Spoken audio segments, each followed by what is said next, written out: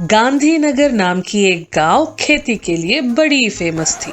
यहाँ के फसल को एक्सपोर्ट भी किया जाता था। गाजर ही एक अति मुख्य फसल है इस गांव में और खास करके मुख्य रूप से गाजर का ही एक्सपोर्ट होता था। इसी गांव में रामू नाम के एक गाजर का किसान रहता था। रामू की कमाई बाकी किसानों से भी कम होती थी, इसीलिए बाकी के गाजर किसान रामू की इज्जत नहीं करते थे। एक दिन रामू रास्ते से जा रहा था। क्यों रे रामू, इस बार गाजर कितने किलो बेचा? 1 या 2 किलो? हम लोग क्विंटल या टनों में बेचते हैं, पर तू तो किलो में ही बेचते रहता है। ये कहते हुए रामू को अपमानित करते हैं। रामू ये सब अनसुना करके वहाँ से चला जाता है। इतने में ही एक और किसान रामू को रास्ते में मिलता है। अरे वो रामू, इस बार 10,000 का व्यापार किया है कि नहीं? सारे किसान अपना फसल बेचकर लाखों में व्यापार कर रहे हैं और तू अभी भी हजारों में ही व्यापार कर रहा है। ये कहते हुए रामू को फिर से अपमान करते हैं। फिर भी रामू एक शब्द भी ना कह के वहाँ से निकल जाता है। गांव के सभी लोग मेरे खेती करने की तरीके पर हंस रहे हैं। हमारी पहली गाजर की फसल से भी छोटी उम्र वाले भी मुझे चिढ़ा रहे हैं। जाने दीजिए, ये तो रोज का है। हमारे लिए ये सब नया तो नहीं है। रोज रोज इन लोगों का टार्चर बढ़ता ही जा रहा है। खेत के यहाँ जाने के लिए भी डर लग रहा है मुझे। कहीं ये लोग वहाँ मिल जाएंगे तो मुझे नीचा दिखाने की कोशिश करेंगे। इन लोगों के वजह से सर उठा नहीं सक रहा हूँ मैं। अब इस गाजर की फसल को छोड़ भी दीजिए, उससे हमें कुछ मिलने वाला भी नहीं है। देखिए तो हमारे बच्चे कितने अच्छे से पढ़ाई कर रहे हैं। ये आपका सर जरूर ऊंचा करेंगे। नहीं सीता, जिस जगह खोया है वहीं पे फिर से पाना है। कुछ ना कुछ करके इसी गाजर फसल से इन लोगों का मुंह बंद करना है।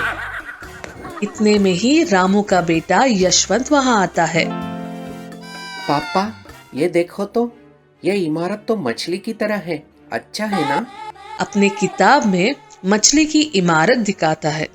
वो इमारत तो हैदराबाद के नेशनल फिश डेवलपमेंट बोर्ड का है। रामू उस इमारत को देख के एकदम से चौंक जाता है। ये क्या है मुन्ना? इस इमारत को ऐसे क्यों बनाया है?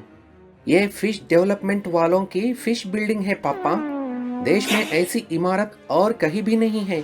यूं मछली की तरह बनाने की वजह से ही ये इमारत बहुत ही फेमस है। ऐसे यशवंत अपने पापा को समझाता है।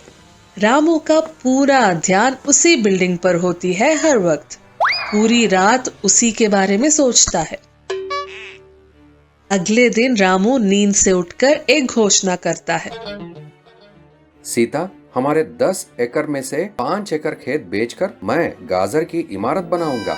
ये सुनकर सीता चौंक जाती है। ये क्या कह रहे हो आप? वैसे भी हम कई महीनों से नुकसान की भरपाई कर रहे हैं। अब ये सब की क्या जरूरत है? अगर रिस्क नहीं लिया तो रस्क ही मिलेगा। फिल्मी डायलॉग छोड़ो। मेरा ये मानना है कि ये सब हमारे लिए ठीक नहीं है। तुम कुछ भी कहो सीता, मैं तो ये करके ही रहूंगा। मुझे अपने आप पर भरोसा है। अगर इसमें तुम भी मुझ पर भरोसा नहीं करोगी तो बाहर वाले क्या खाक करेंगे? ये कहते हुए रामू दुखी होता है। अच्छा ठीक है, आप अपने काम शुरू कर लीजिए। तुरंत ही गाजर घर बनाने के लिए भूमि, पैसे और इंजीनियर का व्यवस्था कर लेता है रामू। तब से गाजर घर बनाने की रामू ने सोचा, तभी से फिर से गांव में उसे अपमान कर गाली देने लगते हैं। क्यों रे रामू, सुना है गाजर जैसे इमारत बनाने वाला है। खाने के लिए एक दाना नहीं है, पर इन सब चक्करों में क्यों पड़ रहा है तुम पागल? कहते हुए अपमान करता है, पर रामू ये सब अनसुना कर देता है। अरे वो रामू गाजर घर बना रहा है ना? कंस्ट्रक्शन का कॉन्ट्रैक्ट किसे दिया? टाटा को या अंबानी को? ऐसे एक और आदमी अपमान करता है।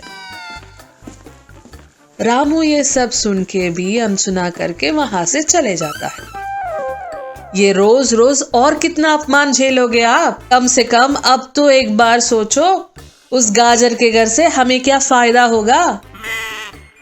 सुन, कल हमारे यशवंत ने एक मछली विभाग की इमारत दिखाई। वो एक साधारण सा ऑफिस है, पर इतनी फेमस क्यों हुई? उसके आकार के वजह से। बिल्कुल ऐसे ही हमारा गाजर इमारत भी पूरे देश में फेमस होगी। जिन लोगों ने हमें देख के हंसकर अपमानित किया है, कल के दिन यही लोग जय जयकार करेंगे, देखना। और साथ ही उसी गाजर बिल्डिंग के साथ सेल्फी भी लेंगे। अच्छा ठीक है, अब जैसा ठीक समझे। वैसे बिल्डिंग के काम कहाँ तक आए हैं? 2-3 महीनों में खत्म हो जाएगा।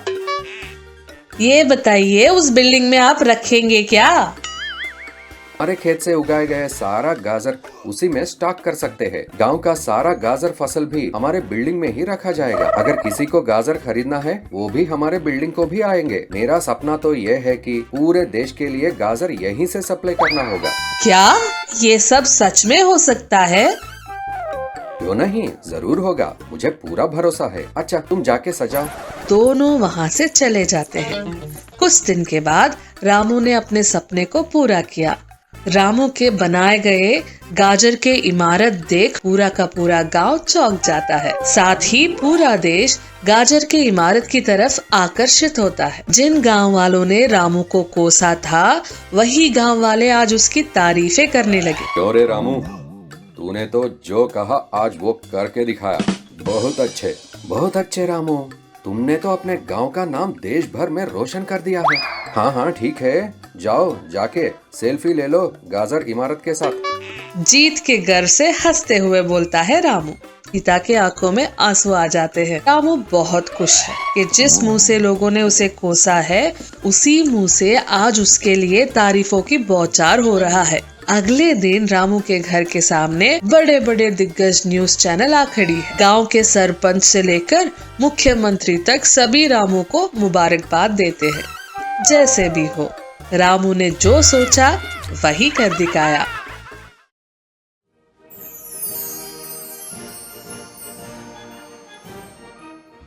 कई साल पहले की बात है। एक राजा था और उसका एक पुत्र था।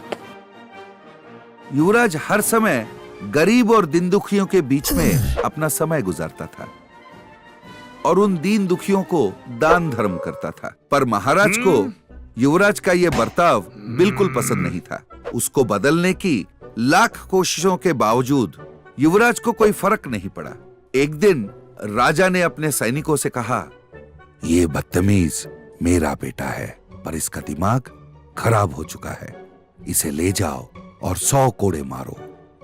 जब सैनिक राजा के बेटे के पास पहुंचे, तब उसने कहा, महाराज, मुझे सिर्फ 2 घंटे का मोहलत दे दीजिए। मैं यूं गया और यूं लौटा। मेरा काम पूरा होने के बाद चाहे तो आप मुझे चाबुक पड़वा लेना।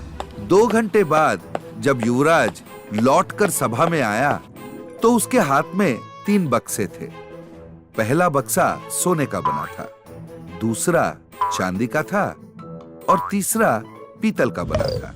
उसने पूछा, क्या आप बता सकते हैं कि इन तीनों में से सबसे अच्छा बक्सा कौन सा है? सभा में उपस्थित सारे लोगों ने कहा कि सोने का बक्सा ही सबसे उत्तम है और उसके बाद चांदी का, फिर पीतल का बक्सा ही सबसे उत्तम होगा। इसके बाद युवराज ने तीनों बक्सों को खोल दिया। सोने के बक्से में बिच्छू और सांप थे, चांदी के बक्से में एक पत्थर रखा हुआ था और पीतल का बक्सा हीरे जवाहरातों से भरा था। ये देखकर सभा में उपस्थित सारे लोग चौंक गए। तो युवराज ने कहा, तो समझ गए आप, बक्से का बाहरी बनावट को देखकर हम ये नहीं तय कर सकते कि कौन सा बक्सा सबसे उत्तम है। इसी प्रकार गरीब इंसानों को देखकर उन्हें धुतकार देना भी गलत है। पर देखा जाए तो गरीब इंसान दिल के अच्छे होते हैं और ये भी जरूरी नहीं है कि हर अमीर इंसान दिल का भी उतना ही अच्छा हो। अपने बेटे के ये बातें सुनकर महाराज को अपनी गलतियों का एहसास हुआ। से एक पुराना मास्क लेकर आती है। उस मास्क पर काफी जंग भी लगा हुआ था। उसे देखकर विमला बोली, ये क्या सासू माँ, इस मास्क पर तो जंग लगा है, जैसे लोहे पे जंग लगता है। ये कौन सा मास्क है? उसने कहा। तब सास बोली, ये मैजिकल मास्क है। इसे पहनोगी तो किसी भी तरह का वायरस तेरा कुछ नहीं बिगाड़ पाएगा। अच्छा, लेकिन इस पर ये जंग क्यों लगा हुआ है सासू माँ? अच्छा वो